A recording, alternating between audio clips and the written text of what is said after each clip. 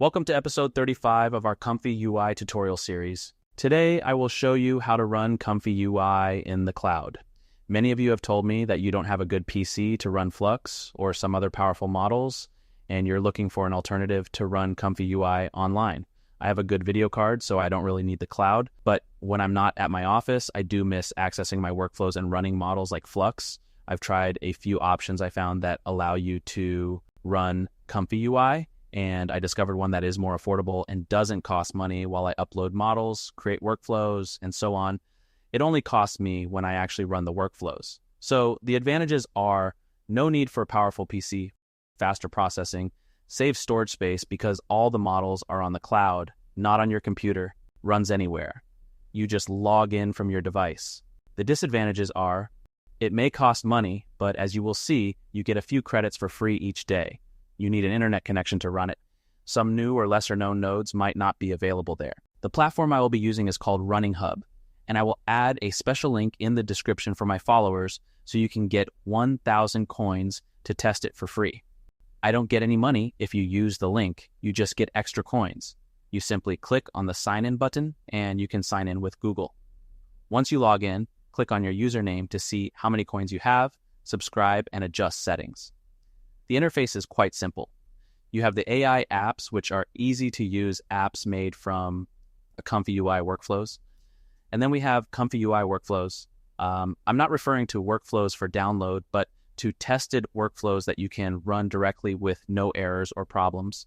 You also have access to many models that you can use in your workflows or upload your own. The workspace is where you can build your own workflows. And in the user center, you can find all your generations like images, audio, or videos. Under publications, you can find all the apps and workflows you've made public. I've only made workflows public so people can see each node I used and the settings I applied. If I don't want people to see my workflow, I either keep it private and don't publish it publicly, or I publish it as an app so people only see an easy-to-use interface for that workflow. For models, you can find the checkpoints and Loras you've uploaded. There's also an API call tab where you can find more information. Now let's open a workflow I created. If you're on my profile and click on workflows, you can run this workflow as well since it's public. Or if you click on your user center, you can see your published workflows. I created a few workflows you can try out, a few Flux models, one for audio generation, some upscalers, and so on. Each user has an ID. This is mine. You can also search for workflows created by other users. Let's say I want to run this workflow. You can see here some previews I added for this workflow, like the types of images it can generate, along with a short description. On the right, you have node information to see how many nodes it has. You can download the workflow if you want to run it locally. Just install any missing nodes and models. You can also add it to your favorites, or of course, you can run it on the cloud, since that's the purpose of this video. As you can see, all the workflows will run on the RTX 4090 video card. The workflow will load, and depending on how many nodes it has, it may take a few seconds. Once it's loaded, you'll have access to the workflow. Here you can change settings, save it, and everything is private. As you can see so far, no payment is needed. Compared to other platforms where you pay when building or opening a workflow, here, it only costs coins when you actually run it. To run it, click on the Run button and the timer will start. It will stop automatically when the workflow finishes the generation. If you want to stop it sooner, you can click the Cancel button to stop the generation. But I want to run it, so I'll press the Run button again. This workflow uses a Flux model and a Lora model, so it will probably take around a minute to run. The first time you run it, it takes longer and costs more coins. The second time is faster and costs fewer coins. And here is the result. A nice illustration generated with ComfyUI online. You can generate another one and continue. You have access to many models, and a lot of custom nodes are already installed. Not all, but most popular ones are already there. As you can see, the second time, it only costs 5 coins, and you can get 100 free coins each day to play with it. If you use the link I provided, you get a one-time 1,000 coins. Alternatively, you can subscribe to get more. From here, you can go back and save the workflow if you want.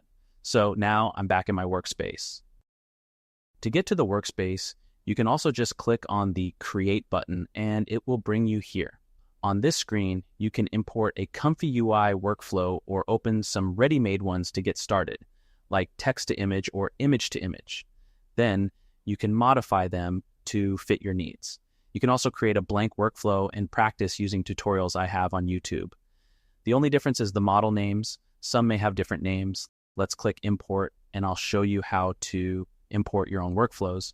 Let's say I open a workflow I created in episode 10, like this simple text-to-image Flux workflow. The workflow is added to this list, and you can rename it if you want, copy it, or delete it. Keep in mind that the title of the workflows cannot be too long, or you will get an error message. I think it has to be under 50 characters. Here, you have all the workflows you've uploaded, and you just click on the name to open it, wait for it to load, and then if you didn't get any red nodes or errors, that means all the nodes are already available on the platform and are installed. You only need to select the right models. As you can see, if you want to make a workflow public, you need to run it first. That way, they make sure the workflows run when you try to run workflows from other people. Add your prompt, size, and settings, and run the workflow. We got an error, but don't worry. Let's read what it says. Value not in the list for dual clip loader. And you can see the node is red, and the same for the VAE model. So in my workflow, the models had different names. All we need to do is select the right models. For the T5 model, I click on it, and it suggests some other models that are already installed. I'll just type T5 to filter them, and I can see a few options that should work. I'll select the FP16 version since I know it's a big one that can produce nice quality generations. Now, for the ClipL model, I type CL and see the one with the same name just in a different folder. So I'll select that one.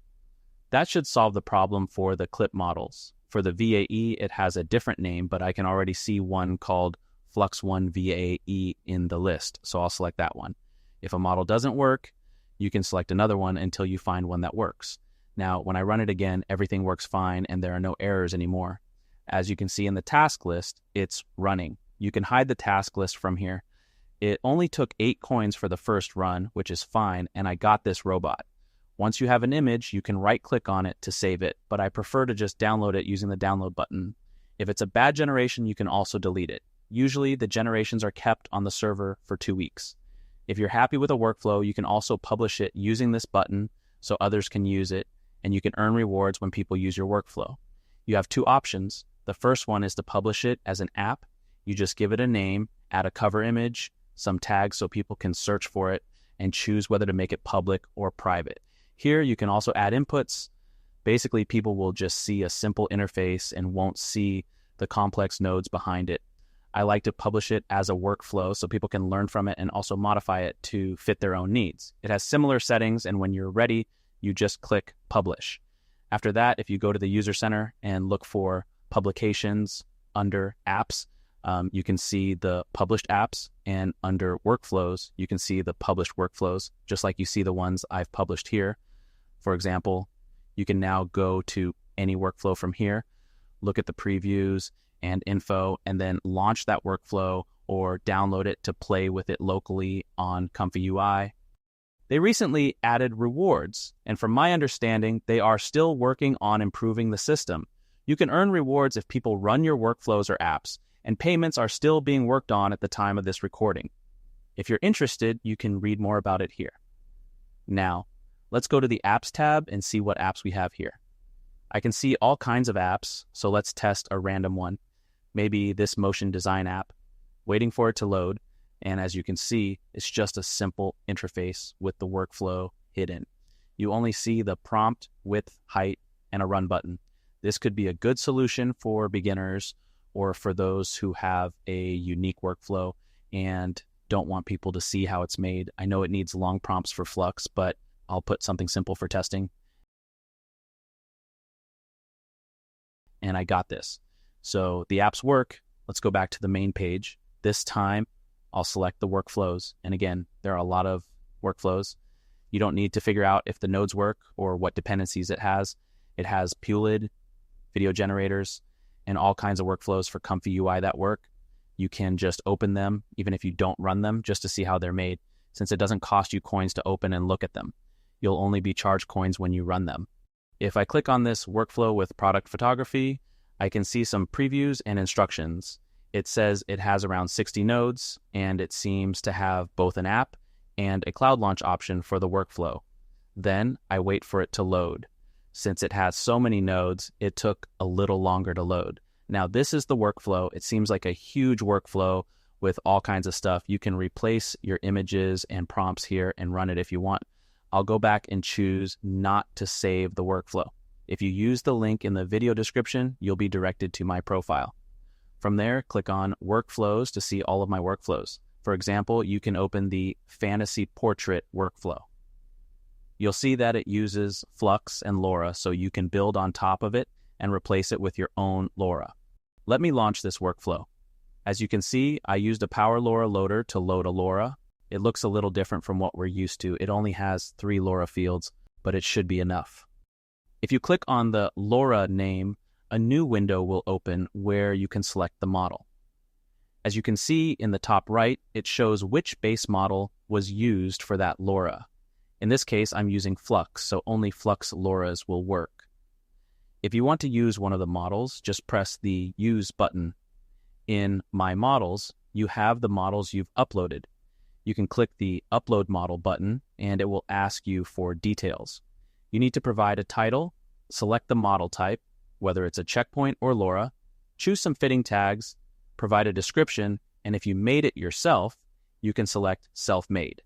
You can also add a version, select the base model, like Flux, add trigger words for the Lora, and then you can upload the model.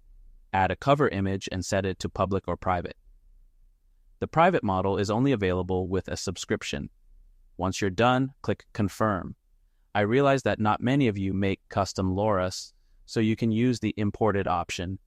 This allows you to add an extra field where you can put the link from where you got it, such as the link to CivitAI's website and the author of the model. That should cover models. You can either select one from the list of available models or add one yourself. From the models page, you'll also see the Upload button. Once you've published a model, it will appear in the User Center under Models, like the Lora I have here, for example. Let me go back to Workflows and show you one you can use with ControlNet. Here's one that takes simple black text on white and creates a nice 3D text effect. Click on Launch on the Cloud, and here's the workflow. From the Load Image section, you can upload your own guided image. I just used Photoshop to add black text on a white background. Then, add a prompt that describes what you want to do and put that word in quotes. You can adjust the ControlNet strength and the number of steps if needed. For the steps, if you get blurry images, try using 30 steps instead of 20. After adjusting everything, click Run, and it will start running. You can rename the workflows and save them, and you can also enable autosave if you want. There are more icons like models. As you can see, the first time it took longer, like you can see here, and it cost 9 coins.